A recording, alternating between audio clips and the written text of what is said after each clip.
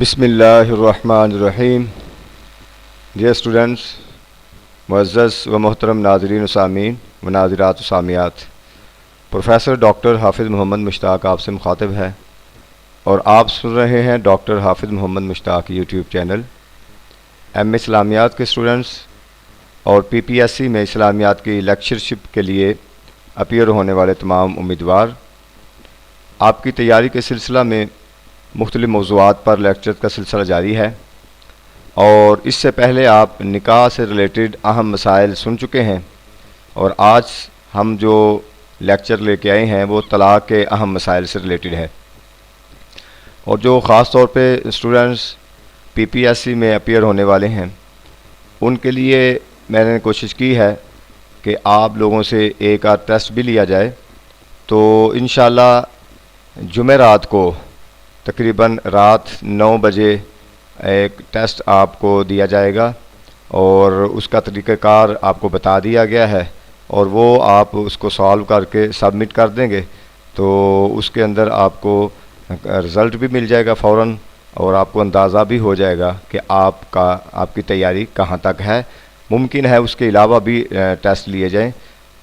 تاکہ آپ کو اندازہ ہو سکے کہ آپ کی تیاری کہاں تک ہو چکی ہے.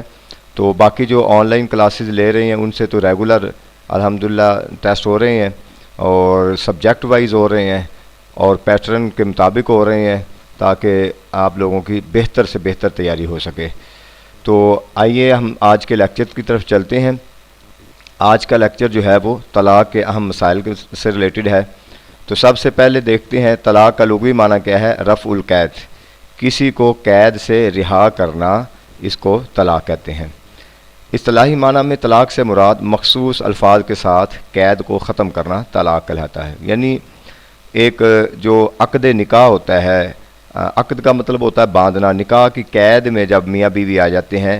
تو اب وہ اگر ان کی آپس میں نبھا نہیں پاتی اور آپس میں رہن سہن معاملہ نہیں ہو سکتا دونوں خاندانوں کے اندر، تو اس کے لیے اسلام نے ایک بہترین طریقہ دیا ہے کہ وہ ہے طلاق. لیکن طلاق سے پہلے آپ کو کوئی بھی شخص ہے اس کو بہت زیادہ سوچنا چاہیے، اس لیے کہ یہ جب طلاق کا معاملہ ہو جاتا ہے اس کے بعد پھر دوبارہ پچھتاتے ہیں اور کہتے ہیں کہ ہمارا معاملہ جو ہے وہ کس طریقے سے بحال ہو سکتا ہے. تو یہ چھوٹے موٹے معاملات جو ہیں اس کو گھر میں حل کر لینا چاہیے. لیکن اگر پھر بھی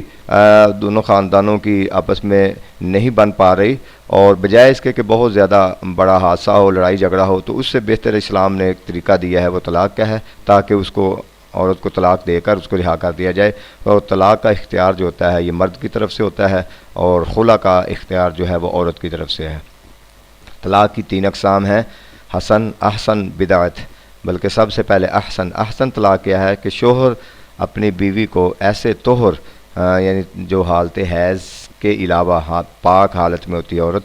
تو اس میں طلاق دے جس میں اس نے ہم بستری نہ کی ہو، اور ایک طلاق دے، یعنی طلاق رجعی. تو یہ ہے سب سے احسن طریقے سے طلاق دینا. بھئی طلاق اگر دیکھیں جس طریقے سے نکاح کیا جاتا ہے، یعنی آپ ہر کوئی اچھے طریقے سے نکاح میں خوبصورتی پیدا کرتا ہے، تو کوئی ضروری نہیں ہے کہ اگر کسی کے ساتھ لڑائی جھگڑا ہے تو آپ اس کو ایک غلط انداز میں ہی پیش کیے. طلاق بھی دینی ہے تو اس کو بھی اچھے طریقے سے. تو سب سے احسن طریقہ یہ ہے کہ بیوی کو ایک طلاق دی جائے، اور وہ بھی جب حالت طہر میں اس کے ساتھ ہم بستری نہ کی ہو. تو یہ ہے حسن طلاق. طلاق حسن یہ ہے کہ شوہر جو ہے وہ 3 الگ الگ طلاقیں دے حالت طہر میں. ٹھیک ہے، اپنی بیوی کو 3 الگ الگ طلاقیں دے، اور وہ بھی حالت طہر کے اندر جب اس نے ایک طہر کے اندر ایک طلاق دے، دوسرے طہر میں دوسری طلاق دے، اور تیسرے طہر کے اندر تیسری طلاق دے. یعنی اس کے اندر یہ ہے کہ 3 طلاقیں دے مگر اکٹھی نہ دے. ایک طہر کے اندر ایک طلاق. اگر اس نے پکا ارادہ کر لیا ہے کہ اس نے بیوی کو اپنے پاس نہیں رکھنا، اس نے فارغ کرنا ہے، تو اس کے لیے پھر بہترین طریقہ یہ ہے کہ ایک طہر میں ایک طلاق دے دی. اس کے بعد حیض کی حالت آئی، اور حیض کی حالت میں طلاق دینا یہ بدعت ہے. اور اس کے بعد پھر جب حالت طہر ہوئی اس کے اندر پھر ایک طلاق دے دے، پھر تیسرے حالت طہر میں 3 طلاقیں دے دے، تو یہ طلاق حسن ہے. طلاق بدعت کیا ہے شوہر بیوی کو ایک ہی مرتبہ 3 اکٹھی طلاقیں دے دے یا پھر ایک توہر میں 3 طلاقیں دے دے، اس کو طلاق بدعت کہتے ہیں، یعنی اکٹھی 3 طلاقیں دے دینا۔ اس کو بہتر نہیں سمجھا گیا، اس کو اچھا نہیں سمجھا گیا، اس لیے کہ یہ اس کے بعد جو ہے وہ پھر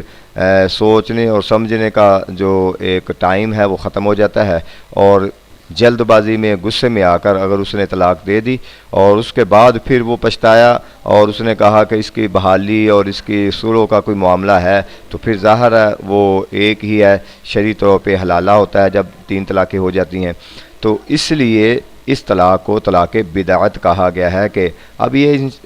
آپ کے ذہنوں میں ہوگا یہ 3 طلاقیں اکٹھی ہوتی ہیں، یعنی اس پر الگ سے میں کوشش کروں گا ایک لیکچر، کیونکہ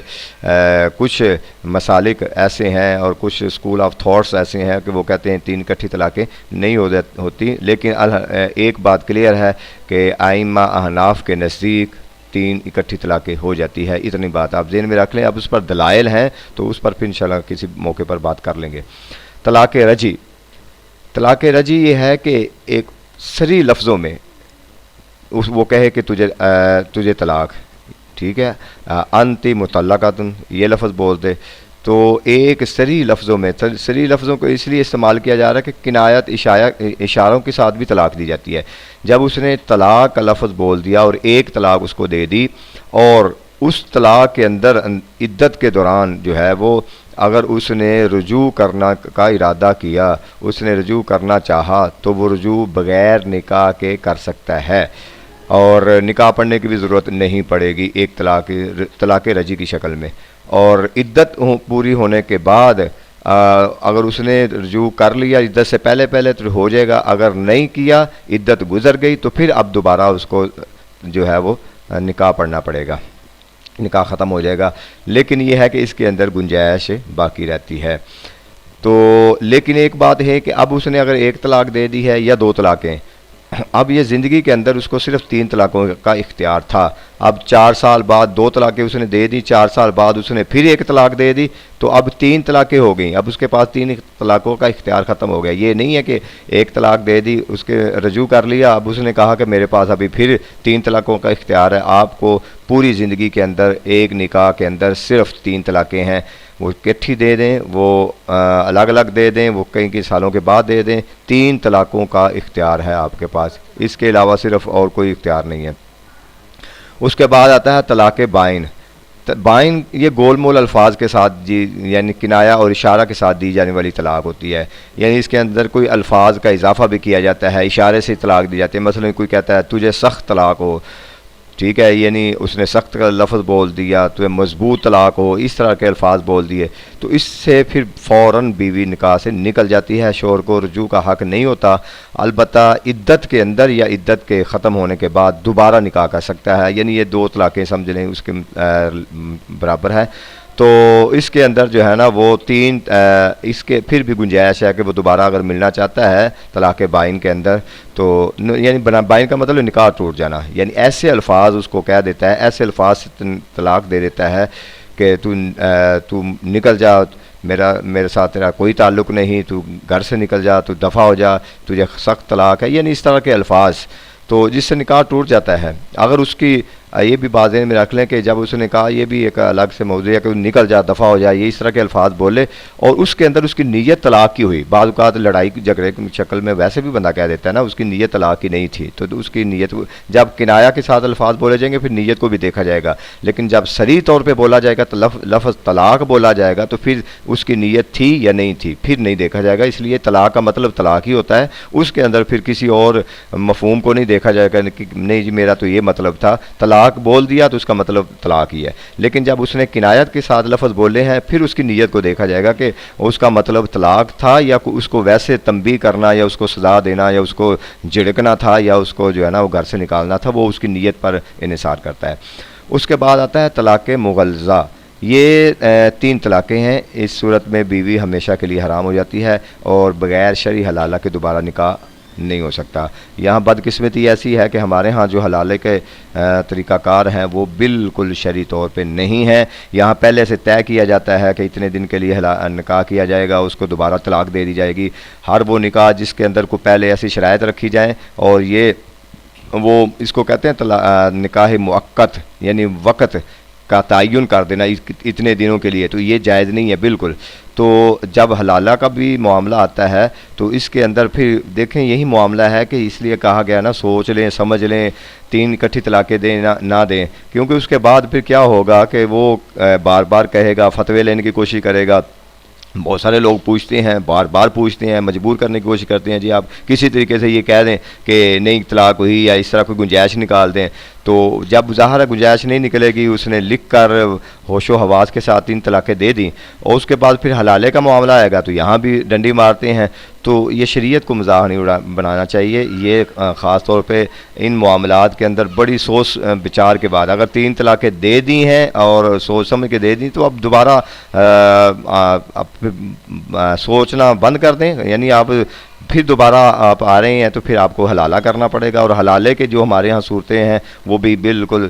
صحیح نہیں ہے کہ وہ پہلے سے طے کیا جاتا ہے، اتنے دن نکاح کیا جائے گا، اس کے بعد پھر طلاق دے دینا، پھر یہ ہو جائے گا فلاں، تو یہ ایسا مزاح نہیں بڑھانا چاہیے ہمیں۔ اس کے بعد جی اگر شوہر یہ کہتا ہے کہ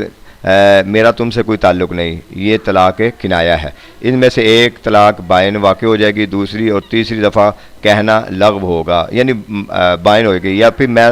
نے تم کو آزاد کر دیا، اس طرح کے اردو محاورے میں صریح طلاق کے الفاظ۔ اس لیے یہ الفاظ اگر 1 یا 2 دفعہ کہے تو طلاق رجی ہوگی، اگر 3 بار کہے تو طلاق مغلظہ ہوں گے۔ آزاد کا مطلب بھی یہ طلاق کی طرف اشارہ ہوتا ہے۔ غیر مدخولہ عورت کو ایک ہی طلاق دی جائے گی، ایسی عورت جس سے ہم بستری نہیں کی ہوئی یا اس کی رخصت سے پہلے اس کو طلاق دے دی تو ایک طلاق دی جائے، خواہ وہ پاکی کے دنوں میں ہو یا ناپاکی کے۔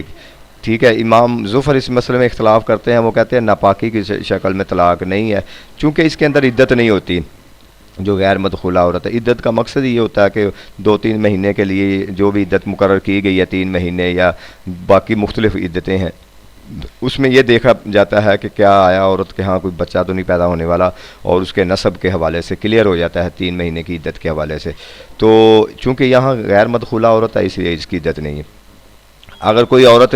کم سنی یا زیادہ عمر کی وجہ سے اس کو حیض نہیں آتا تو اس کا سنت طریقہ کیا ہوگا، پھر وہ جہاں وہاں ایک طہر گزرتا تھا یہاں 1 مہینہ گزرے گا، 1 مہینہ میں طلاق دے، پھر دوسرے مہینے میں، پھر تیسرے، اس حوالے سے۔ تو حاملہ عورت کو طلاق سنت دینے کے لیے 1 ماہ کے وقفہ کرے۔ اگر کسی نے حالت حیض میں کسی عورت کو طلاق دی تو طلاق ہو جائے گی، حالت حیض کے اندر طلاق ہو جائے گی، لیکن ایسی طلاق بدعت کہلاتی ہے، گناہ ہے، حالت حیض کے اندر طلاق نہیں دینی چاہیے۔ عاقل بالغ شخص کی طلاق نافذ ہوگی اگر کوئی سویا ہوا طلاق بول دیتا ہے یا بچہ یا مجنون طلاق دے دے تو طلاق واقع نہیں ہوگی، یعنی طلاق واقع ہونے کے لیے اس کا عاقل بالغ ہونا یہ ضروری ہے۔ نشے میں مدہوش شخص کی طلاق واقع ہو جائے گی، امام شافعی کے قول کے مطابق طلاق واقع نہیں ہوگی۔ ائمہ حناف کہتے ہیں کہ اس کی عقل غلط کام کرنے کی اس وجہ سے زائل ہوئی، لہذا بطور سزا اس کی طلاق، یعنی وہ نشے میں مدہوش تھا تو اس نے نشہ کیا تو یہ ایک غلط کام کیا، اس نے ایک گناہ کیا، اور دوسرا اس نے طلاق دے دی، لہذا بطور سزا جو ہے نا اس کو اس کی سزا لاگو ہو جائے گی۔ گونگا شخص جو ہے جو بول نہیں سکتا اس کی طلاق جو ہے نا اشارے سے ہوگی، یعنی اگر وہ اشارے سے کرتا ہے اور اس سے مراد طلاق ہوتی ہے تو وہ واقع ہو جائے گی، کیونکہ اس کے اشارے اس کی طرف سے اظہار خیال ہی ہوتا ہے۔ صریح طلاق میں نیت کا عمل دخل نہیں ہوتا، یہ بات میں پہلے آپ کو بتا چکا ہوں۔ اگر کوئی شخص کہتا ہے کہ میں نے تجھے طلاق دی تو متعلقہ ہے تو اس سے 1 طلاق ہو جائے گی۔ اگر کوئی شخص کہے کہ ان الفاظ سے مراد طلاق نہیں تھی بلکہ قید سے آزادی، تو اس کا اعتبار نہیں کیا جائے گا بلکہ طلاق ہی مراد لی جائے گی، اس لیے کہ طلاق سے مراد طلاق ہی ہوتی ہے۔ اگر کسی شخص نے کہا کہ تجھے یہاں سے ملک شام تک طلاق ہو، یعنی اس نے ملکوں کے نام لیے، تو کہتے ہیں کہ اس کی طلاق رجی ہوگی۔ امام ظفر کہتے ہیں طلاق بائن ہوگی، یعنی کہ اس نے لمبی طلاق کی کیونکہ طول دیا طلاق کو، جبکہ ائمہ احناف دیگر جو ہیں وہ کہتے ہیں 1 طلاق ہوگی، کیونکہ طلاق جب دی جاتی ہے تو وہ اس کو آپ کسی ملک کے ساتھ محدود نہیں کر سکتے، وہ پوری دنیا میں طلاق اس کا یعنی لاگو ہوتی ہے کہیں بھی، تو اس نے جب نام بولا ملک کا تو اس نے محدود کر دیا، تو لہذا بائن کی بجائے یہ طلاق رجی ہوگی۔ اس کے بعد اگر کوئی شخص کہے کہ تجھے طلاق ہے تو وہ مکہ میں داخل ہو، جب تو مکہ میں داخل ہو تو وہ جب تک مکہ مکرمہ میں داخل نہیں ہوگی اس کو طلاق نہیں ہوگی۔ اگر کسی شخص نے اپنی بیوی سے کہا تجھے کل طلاق تو اسے طلوع آفتاب کے وقت ہی طلاق واقع ہو جائے گی، یعنی جیسے ہی طلوع آفتاب ہوگا تو اس کی طلاق واقع ہو جائے گی۔ تو یہ ہیں کچھ 20 مسائل میں نے طلاق سے ریلیٹڈ لکھے ہیں، یہ ابھی اور بہت سارے مسائل ہیں، میں دیکھ کر جو عام مسائل ہوتے ہیں کیونکہ یہ سوالات پیپر میں بھی آتے ہیں، آپ کو انٹرویوز میں بھی اس طرح کے سوالات پوچھے جاتے ہیں، آپ سے ریلیٹڈ ہے یہ، تو اس لیے میں نے اہم جو ہے نا سوالات اس کے اندر سلیکٹ کیے ہیں۔ مزید بھی انشاءاللہ 1-2 لیکچر اس پر اور ہوگا، تو آپ انشاءاللہ یہ اس کے حوالے سے نکاح کے طلاق مسائل آپ سن چکے ہیں، طلاق کے مسائل بھی انشاءاللہ آپ سن لیں گے، اور باقی جو معاملات ہیں موضوعات ہیں اس پر اطلاع آپ مسائل سنتے جا رہے ہیں، انشاءاللہ آپ کی بہتر تیاری ہوگی۔ اور ٹیسٹ کے لیے بھی آپ تیاری کریں، آپ کا ٹیسٹ لینا ہے ایک، اس سے آپ کو اندازہ ہوگا کہ آپ کی تیاری کہاں تک ہے۔ تو اللہ تعالی ہمارا حامی و ناصر ہو۔ شکریہ۔